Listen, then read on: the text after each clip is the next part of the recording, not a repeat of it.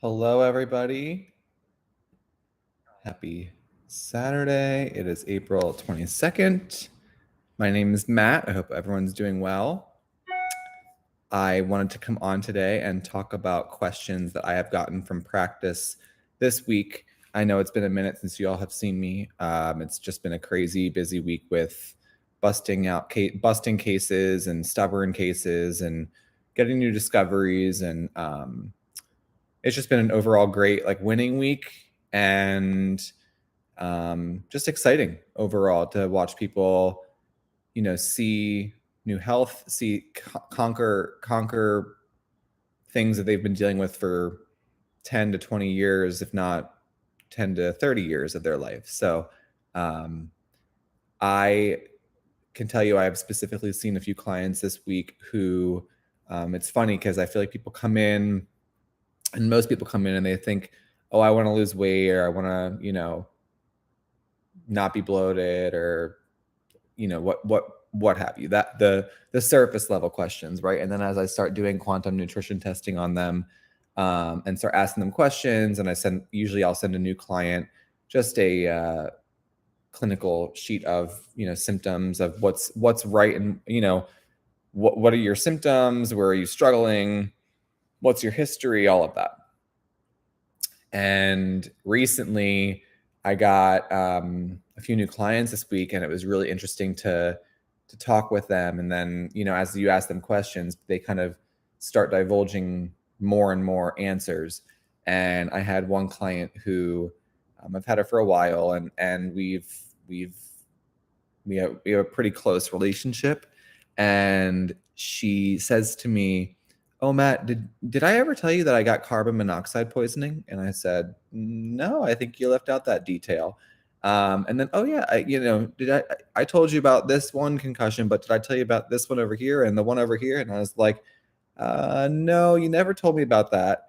Or maybe she did, and I just wasn't in that place in my practice to be able to help her with that. And now that I can, I'm kind of like, hey, I think we should probably address this and see what the cause is, and see, where this is coming from. Because, most people think, oh, that's normal, or they think a concussion that has happened to them, or anything that's happened to them 10 years ago or from birth is just a normal thing, and that you should just live with it, right?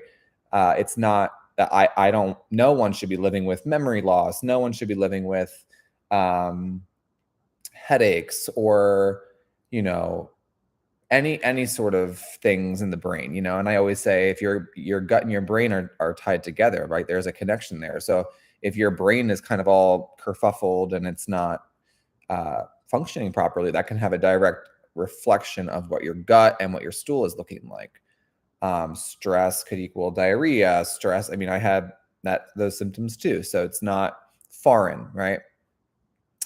And so I found a lot of things wrong with her. One was her GABA was testing, and her a lot of points in her one specific point in her brain was testing. And I just thought to myself, wow, and it's funny because I think as people start to reveal their deeper, as you start to listen, this is why it's so interesting as a practitioner, as you grow, it's the more you listen to clients and the more that you actually get deeper answers, you can help them deeper, right? And most people don't realize that if your brain isn't functioning, you could have a lot of trouble losing weight. If your brain isn't functioning properly, like that, other organs are going to suffer because of that, right? Because your brain is top of the head, top of the chain. So everything else is going to result in a lot of issues, right? So when I started to test her and I started to find really interesting responses, I just started to go, well, that makes a lot of sense. And that makes a lot of sense. So we started putting her in a program, she's already feeling better, already having more energy, not as fatigued, not as forgetful. And I just think it just goes to show you that when you cover things up with medicine, or with anything really, or when you just glaze over it as I'll just deal with it. Guys, you shouldn't be dealing with pain. You shouldn't be. And I think a lot of people another client said to me this week, Matt, how come I'm getting bloated? And I said, oh, well, bloating can definitely be there could be a cause to a few causes to that symptom, right? Into that issue. But from what I've experienced, a lot of it is not only parasitic, but a lot of it is stress. And that was my problem. I was bloating and I was getting like symptoms of bloating from being really stressed out. Owning a business it's not for the faint of heart, but it definitely can add to not digesting food properly, right? So when you start to realize that, and a lot of people, okay, this is where it's going to sound a little crazy, but a lot of people are functioning like if you go on a scale of, I'll go this way instead. You go to a scale of 0 to 10, and you're functioning at a 10 in terms of stress, like your 10 is super high, right? And then now you're at a 3. That's a lot better, but now we have to get that 3 down even more. Like we don't want you to be stressed, right? So what could have been, and she's like, it's like a low grade bloat now, as opposed to a full blown, like, oh my gosh, this is debilitating, I'm pregnant, what have you, right? It's coming down, and that's great. But now that it's coming down, we really want to make sure that it's not hardly an issue, right? So a lot of people, as they start to get that scale down and they start to see that stress is causing them a huge issue, they start to go, I always tell people all of the time, I'll tell people, I don't want you to manage stress. I don't want you to get rid of it, because I don't think it's absolutely, well, I do think it's possible. I think stress comes from you're creating stress in your brain, right? You're trying to control something. You are, you're reacting to something that you don't necessarily have control over. So I think I always tell clients, like, hey, just like think about your reaction to things, right? The world would be a lot calmer and a lot more kinder, I think, if people stopped reacting so aggressively to every single stressful situation that happened to them. It is, don't get me wrong, stress is inevitable and it's going to be there. But I think the more that people realize that they don't really have control over every single thing that happens to them in life, it's how you respond to a situation is what I should say. How you respond to situations is how your body will listen to that, right? So if like I used to be extremely stressed out, and now that I'm supplementing it and now that I'm getting that under control, I still find myself to be stressed sometimes, but it's way less. And now I'm looking at other areas of my life of like, okay, where can I have a little bit more fun, and where can I, get just so that I'm not really feeling this stress all the time. Where can I balance things out from working all the time to I need to have like a couple hours in the week to do something fun and creative or whatever, right? A lot of people just don't realize that some of these solutions are so simple, but we've, and it's a problem of everyone wants to Google it, right? When you start to Google things, you get down this rabbit hole, and then you get in your brain and then your brain starts to turn. Whereas I could just test it for you and tell you, hey, like you're just stressed out. And I know that your stress we went from a 10 and now you're at a 3, and that's awesome. But we still need to work on that 3, right? We still need to get that down lower. And why do you get stressed? Is it like you get stressed because you have a deadline and you're scared that you're not going to meet that deadline, and then you get nervous and you get bloated? Okay, well, that makes sense, right?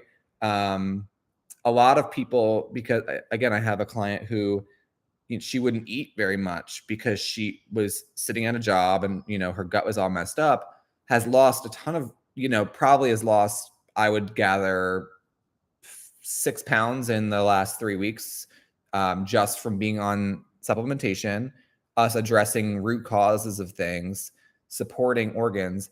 And then on top of that, just like supporting her emotional life and her balance in other relationships in her life. And it's fascinating because people start to go, that makes a lot of sense, because now we're not guessing at things, right? I literally told her, I said, because I can test your body for it, right? I can say, is this emotional? Is it due to a relationship in your life? And it was testing for yes. Like she's going from one stressful, her job, which can be stressful, and then she's trying to, and then first of all, she wasn't eating enough. This is a common thing, is that when people start to detox, your body's actually starving for food, like real nutrients. because now that it's starting to detox, it actually wants good nutrients, and you actually typically want more food and a lot more food, and you eat more because your body is actually able to absorb nutrients and digest them, right? So don't for one second think that, oh, I'm detoxing now, so now I don't have to eat. It's actually the opposite, because you've been so hungry for like real food. Once you start to detox and your body can actually take those nutrients, you're probably going to be eating a lot more. So, so she was telling me I've been eating a lot, and I'm like, that's okay, that's a good thing. And she's like, really? And I said, you've been literally like, you don't eat anything, you graze all day long because you're afraid of getting fat. But because your body now is detoxing, you can eat a lot more. You can eat more in one sitting, not gain weight because you're not, and we're working on your stress, so not gain weight. And then on top of that, like, then because she was saying that, oh, I have to eat something on my way home because if I don't, I get really tired and I get really irritable. And I said, well, if you ate more at work, like if you brought a meal with you to work, you probably wouldn't have to, eat a snack, so to speak, right? And then you could just get home and eat dinner. And then she says to me, oh, well, it's because when I get home, my partner is tends to be a little bit like stressful. Like there's he wants to do things, and he's more type A as opposed to like me. I'm like more go with the flow kind of thing. And I said, so I think it just comes down to, again, you have to communicate. And I think a lot of people are afraid to communicate because they're kind of into that people pleasing world, and it can be tough. So I think and I think a lot more people are like that than they think they are. I used to be a people pleaser too. And there comes a point when you just have to go, you know what, this isn't working for me anymore, and it's like sucking my energy dry because I'm trying to help you, or I'm trying to